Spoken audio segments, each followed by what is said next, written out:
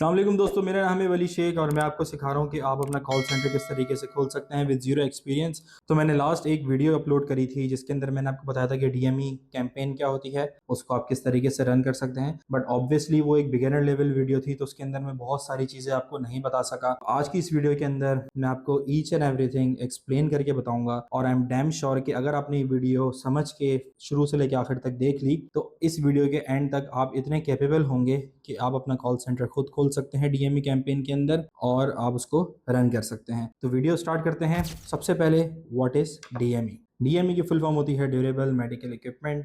अब इस ये जो कैंपेन है ये एक यूएसए हेल्थ केयर इंडस्ट्री से रिलेटेड एक कैंपेन है। इस कैंपेन के अंदर आप लोग यूएसए सीनियर सिटीजन्स की हेल्प करते हैं to get the equipment they need और उसके बदले आपको उसके पैसे मिलते हैं। अब पैसे किस तरीके से मिलते हैं, सबसे पहले तो हम जानेंगे कि डीएमई के अंदर कौन से प्रोडक्ट हैं जो कि फॉल करते हैं। सबसे ज़्यादा जो फेमस प्रोडक्ट्स हैं वो हैं ब्रेसेस, उसके बाद आता है सीजीएम ग्लूकोज, जिसको बोलते हैं ग्लूकोज मॉनिटर, प्रिकलेस डायबिटिक मॉनिटर होता है जिससे वो शुगर वगैरह टेस्ट होती है, और उसके बाद आता है बीपी ब्लड प्रेशर मॉनिटर। ये तीन जो प्रोडक्ट्स होते हैं ये सबसे ज़्यादा डीएमई के अंदर हॉट प्रोडक्ट्स हैं। सही है, तो सबसे पहले अब बात करते हैं ब्रेसेस की। वाटर ब्रेसेस, ब्रेसेस होते क्या हैं? स्क्रीन के ऊपर आपको जो ये नजर आ रहे हैं जो कि स्ट्रैप टाइप एक चीज है, इसको बोलते हैं ब्रेस। ये बेसिकली जॉइंट सपोर्ट ब्रेसेस होते हैं और ये हर बॉडी पार्ट के लिए अलग अलग ब्रेस होता है, जैसे कि नीज के लिए नी ब्रेस, बैक के लिए बैक ब्रेस, एंकल्स के लिए एंकल ब्रेसेस, शोल्डर के लिए शोल्डर ब्रेस, और इसी तरीके से हिप के अलग ब्रेसेस होते हैं, नेक के अलग ब्रेसेस होते हैं, तो इनको बोलते हैं सपोर्ट ब्रेसेस। अब ये जो ब्रेसेस होते हैं ये भी डीएमई के अंदर फॉल करते हैं। इसके अलावा हमारे पास डायबिटिक मॉनिटर है जिससे शुगर वगैरह टेस्ट होती है, वो भी डीएमई कैटेगरी के अंदर ही फॉल करता है। उसके अलावा हमारे पास ब्लड प्रेशर मॉनिटर है। तो ये होती है डीएमई, ये होते हैं उसके प्रोडक्ट्स। अब वो कौन से सीनियर सिटीजन हैं जो कि इन प्रोडक्ट्स के लिए एलिजिबल होते हैं? यूएस के अंदर जिसकी एज 65 ईयर्स प्लस है, मतलब कि जो कि 65 साल से बड़ा हो गया है, तो उसको एक गवर्नमेंट इंश्योरेंस देती है। और उस इंश्योरेंस का जो, जैसे कि हमारे यहाँ इमरान खान साहब ने एक हेल्थ केयर कार्ड निकाला था, सेहत कार्ड, इसी तरीके से वहाँ पे इंश्योरेंस है जिसका नाम है मेडिकेयर, और उस इंश्योरेंस में कवरेज होती है सारी के सारी उनकी मेडिकल नेसेसिटीज़ की। तो इसी तरीके से अब होता क्या है कि अगर मेरी एक डीएमई कंपनी है, मेरे पास मेडिकेयर से मैं लाइसेंस्ड हूँ, तो मैं क्या करूँगा, मेरे पास लेट से कोई भी सीनियर सिटीजन आता है और बोलता है I need braces for my back support और नी सपोर्ट और वॉट एवर, जो भी उसके बॉडी पार्ट में पेन है वहाँ पे मुझे ब्रेस चाहिए, तो मैं क्या करूँगा, मैं एक ब्रेस लूँगा, मैं उस ब्रेस को शिप कर दूंगा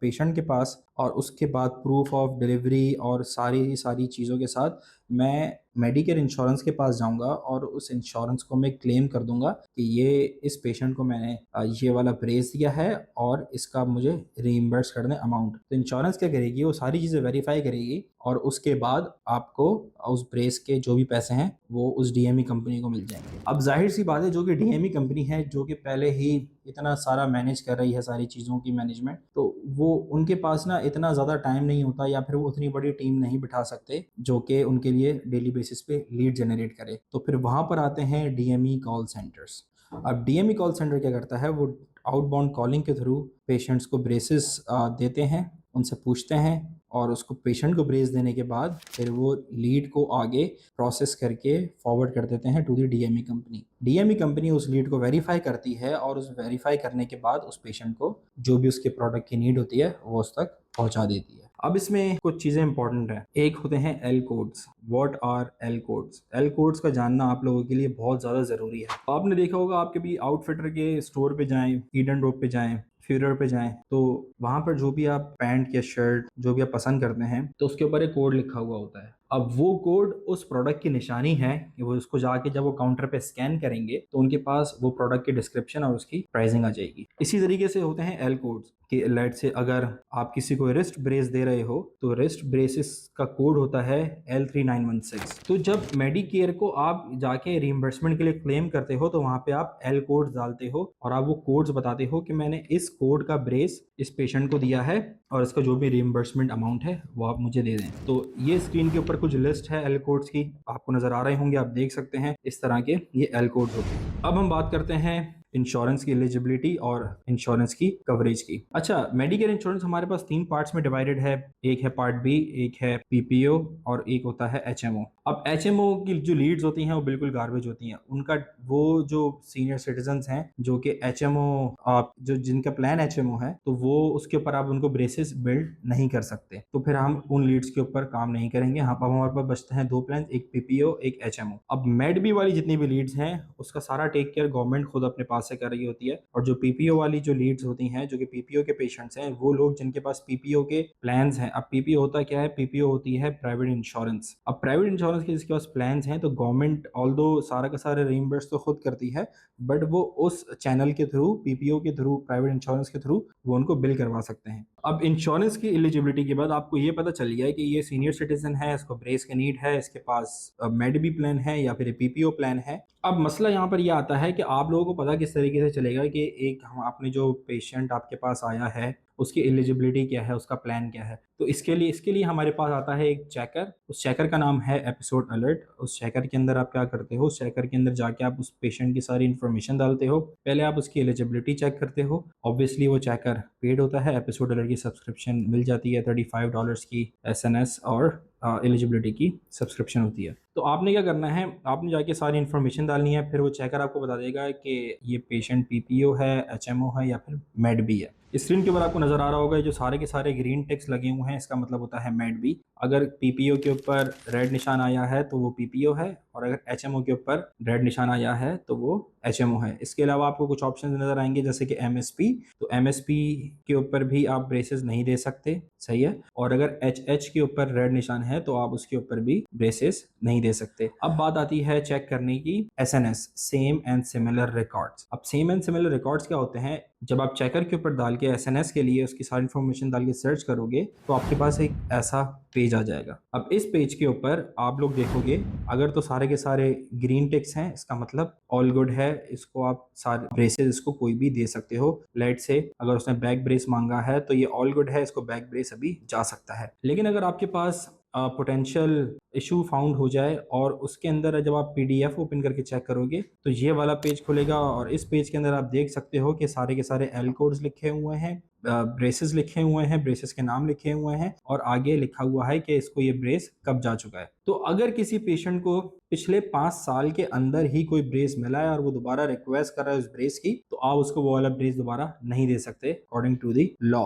लेकिन अगर 5 साल पहले उसने ब्रेस रिक्वेस्ट किया था, लेट से अगर अभी 2025 चल रहा है और उसने 2019 के दिसंबर में उसने ब्रेस लिया है, तो आप उसको ब्रेस दे सकते हो क्योंकि 5 साल उसको पूरे हो चुके हैं। तो ये था तरीका एलिजिबिलिटी और एसएनएस चेक करने का। अब बात करते हैं लीड्स के मोड की कि कौन लीड के क्या मोड्स होते हैं। बहुत ही सिंपल से हैं, 2 हैं, एक है सीपीएल, एक है सीपीए। अब सीपीएल के अंदर आप किसी भी डीएमई कंपनी से जाके डील करोगे और उनको बोलोगे कि मैं आपको कॉस्ट पर लीड के हिसाब से आपसे पैसे लूंगा। तो लेट से आपके पास पेशेंट आया, आपने उसकी वेरिफिकेशन करी, उससे बात करी, ने बोला कि मुझे ये ब्रेसेस चाहिए, आपने सारी इन्फॉर्मेशन गैदर करी और उसको जाके लाइव ट्रांसफर के ऊपर आपने उस डीएमई कंपनी को फॉरवर्ड कर दिया। अब लाइव ट्रांसफर कैसे होता है कि आपने पेशेंट के आप कॉल पे हो, उसके बाद आप डायरेक्टली कॉन्फ्रेंस कॉल के ऊपर चले गए, उस डीएमई कंपनी के रिप्रेजेंटेटिव से आपने उसको कनेक्ट किया, वो रिप्रेजेंटेटिव कुछ उससे बात करेगा, कुछ वेरिफिकेशंस करेगा और आपकी लीड को पेड कर देगा। इसके पैसे होते हैं थोड़े कम। अब जो दूसरा मोड है वो है हमारे पास सीपीए, कॉस्ट पर अप्रूवल। अब कॉस्ट पर अप्रूवल के अंदर आप लोग जो लीड को हाफ वे प्रोसेस करवा के आगे डीएमई कंपनी को फॉरवर्ड करते हो। तो हुआ क्या कि हमारे पास पेशेंट आया, उसने सारी इन्फॉर्मेशन दी। सबसे पहले हमने उसकी एलिजिबिलिटी चेक करी, उसका एसएनएस चेक किया,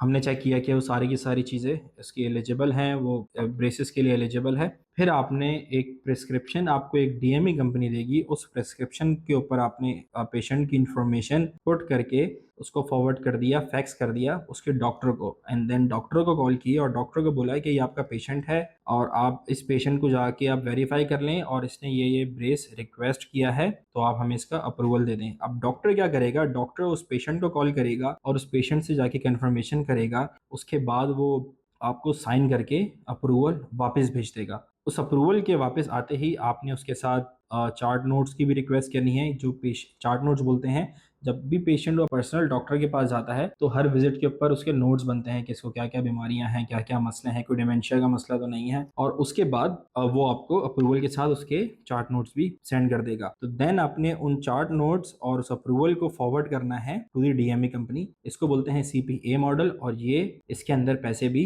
ज़्यादा बनते हैं। अब बात आती है कि हम उन डीएमई कंपनीज को ढूंढें किस तरीके से। बहुत आसान सा हल है, मैं इसके ऊपर वीडियो ऑलरेडी बना चुका हूँ, तो अगर आपने वो वीडियो नहीं देखी जाके तो आप उस वीडियो को देख सकते हैं। मैं दोबारा सरसरी सा बता देता हूँ। एक वेबसाइट है npidb.org,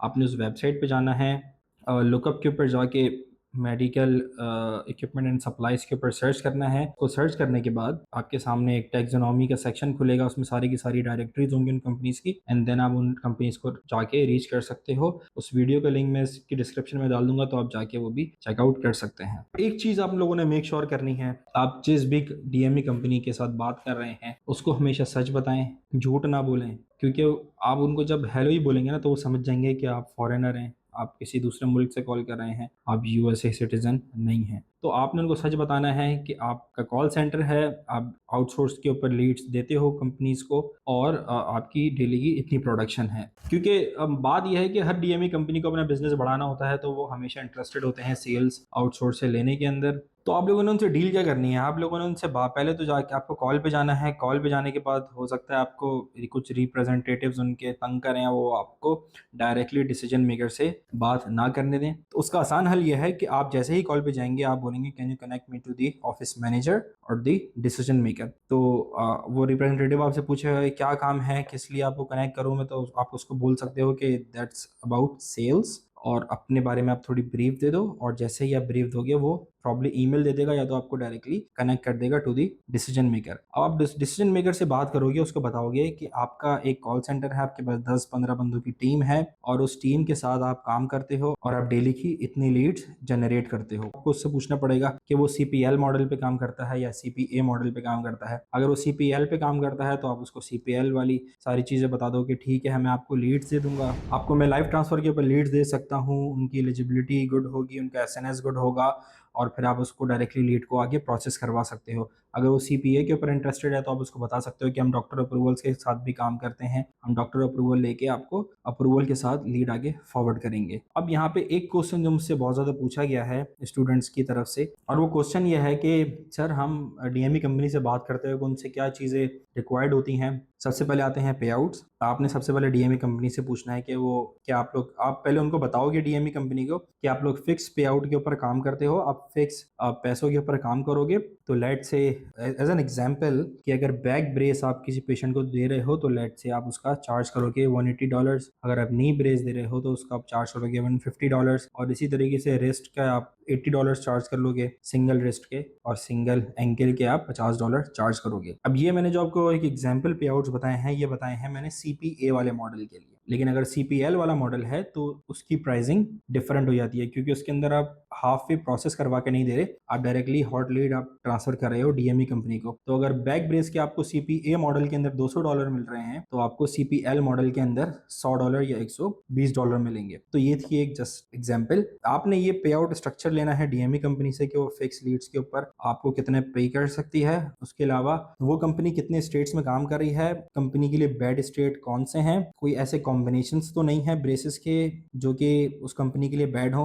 अब कॉम्बिनेशन क्या होते हैं ब्रेसेस के, लेट से कोई कंपनी है जो कि रिस्ट ब्रेसेस के साथ नीज बोथ नीज को बिल्ड नहीं करती, किसी किसी कंपनी के अंदर वो अलाउ नहीं होते। कोई ऐसी एक कंपनी है जो कि बैक ब्रेस के साथ शोल्डर ब्रेस को बिल्ड नहीं करेगी। तो इस तरीके से ये ब्रेसेस के कॉम्बिनेशन होते हैं। तो आपको ब्रेसेस के कॉम्बिनेशन भी कंपनी देगी कि हम ये वाले सारे कॉम्बिनेशन अलाउ करते हैं कि लेट से बैक के साथ आप 2 नीज दे सकते हो, लेकिन 2 नीज के साथ आप 2 रिस्ट नहीं दे सकते, या फिर शोल्डर के साथ आप सिंगल रिस्ट ब्रेस ही दे सकते हो, वो भी ऑपोजिट हैंड का। तो अगर आपका लेफ्ट साइड का शोल्डर ब्रेस आप दे रहे हो तो उसके साथ आप राइट साइड की रिस्ट दे सकते हो। तो उसको बोलते हैं ब्रेसेस के कॉम्बिनेशंस। तो आप लोगों ने कॉम्बिनेशंस लेने हैं, उससे उससे एल कोड्स लेने हैं, जो कि मैं इस वीडियो में आपको एक्सप्लेन कर चुका हूँ, लिस्ट सारी दिखा चुका हूँ। आपने उससे एल कोड्स लेने हैं, बैड स्टेट्स का पूछना है, गुड स्टेट का पूछना है, उसका पे आउट स्ट्रक्चर लेना है, और लीड फॉरवर्ड करने का तरीका कि वो सीपीएल मॉडल पे काम करेगा या फिर CPA मॉडल के ऊपर। अब इस इंफॉर्मेशन के बाद बात आ जाती है कि आप लीड्स किस तरीके से जनरेट करें। वैसे तो ये प्रोसेस हमारा प्रोडक्शन का है, तो हमेशा याद रखिएगा कि DME कंपनी को आपने सब कुछ सच बताना है, that you are belong from Pakistan, आप पाकिस्तान में रहते हो,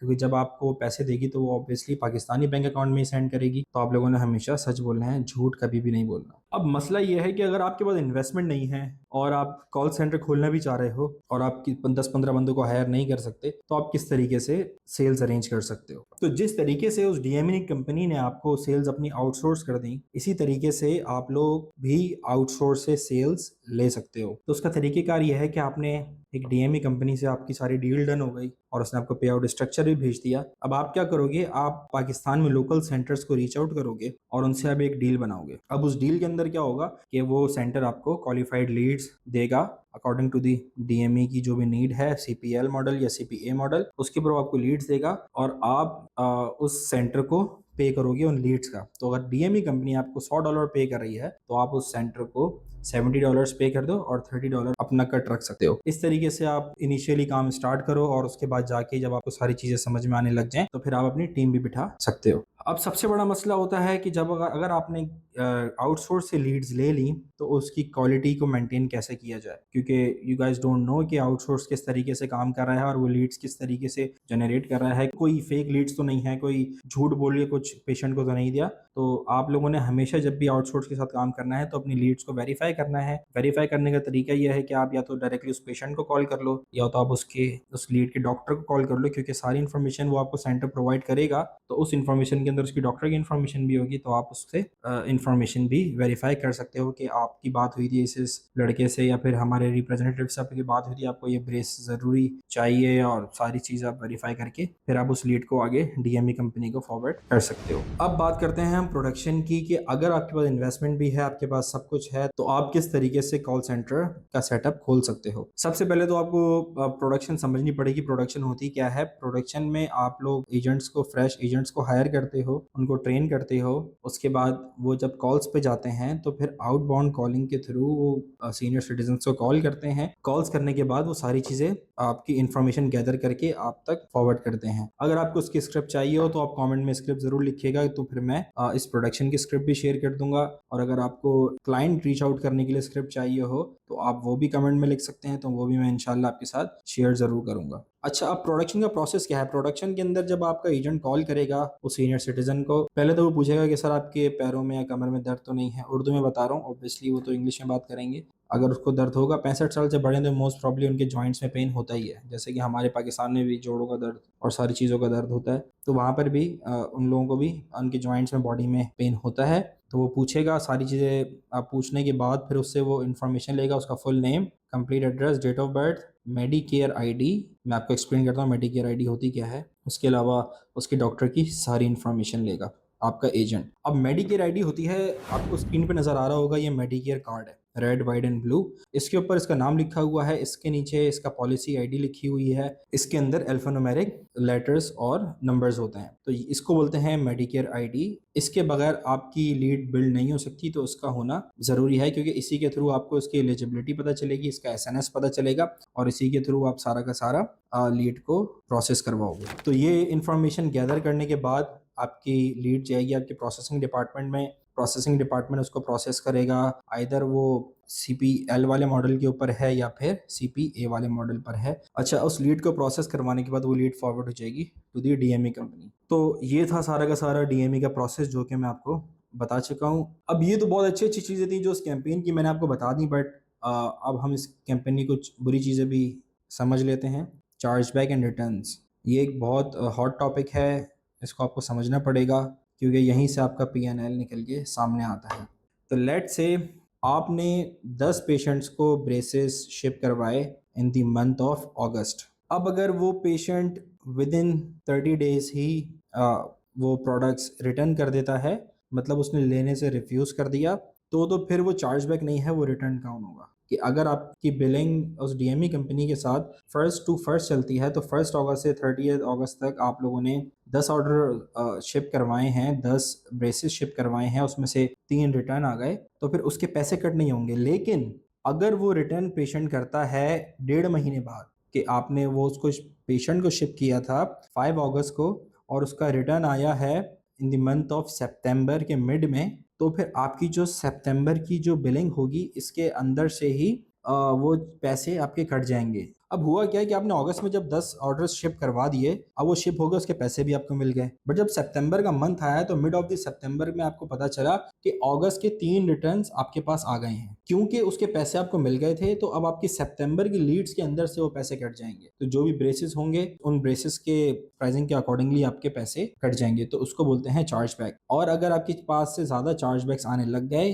तो मोस्ट प्रॉब्ली वो डीएमई कंपनी आपके साथ बहुत लॉन्ग टर्म नहीं चल सकती, क्योंकि चार्ज बैक की वजह से उनका डीएमई का लाइसेंस भी कैंसिल हो सकता है। तो आप लोगों ने मेक श्योर करना है कि कोई भी लीड अगर आप आगे फॉरवर्ड कर रहे हो तो वो बिल्कुल 100% लेजिट हो, वेरीफाइड हो, उसका क्वालिटी प्रॉपर चेक हुई हो, उसकी एलिजिबिलिटी चेक हुई हो, उसका एसएनएस वगैरह सब कुछ चेक हुआ हो। तो ये था एक पूरी डीएमई का प्रोसेस। अगर आपको वीडियो पसंद आए तो लाइक जरूर कीजिएगा। आपकी जो भी क्वेश्चंस हो आप कमेंट में जरूर लिखिए, मैं इंशाल्लाह ताला जरूर रिप्लाई करूंगा। इस वीडियो के अंदर मैं ऑलमोस्ट सारी चीज़ें आपको एक्सप्लेन कर चुका हूँ। ये एक एक्सपर्ट लेवल की वीडियो थी। आई नो कि बहुत बड़ी नहीं है, लेकिन यह है कि इसके अंदर आपको ईच एंड एवरीथिंग समझ में आ गई होगी। तो हमारा सबसे पहला हमने समझ लिया कि डीएमई क्या है, डीएमई के प्रोडक्ट्स क्या होते हैं, एलिजिबिलिटी क्या होती है, एसएनएस क्या होती है, इंश्योरेंस क्या है, एल कोड्स क्या हैं, हम चेक किस तरीके से कर सकते हैं एलिजिबिलिटी और एसएनएस, और उसके अलावा सारी चीज़ें। तो वीडियो पसंद आए तो लाइक ज़रूर कीजिएगा, आप सपोर्ट करें। इंशाल्लाह ताला मैं और भी कैंपेन्स के ऊपर एक्सप्लेनर वीडियो ज़रूर बनाऊंगा। मिलते हैं नेक्स्ट वीडियो के अंदर। Thank you.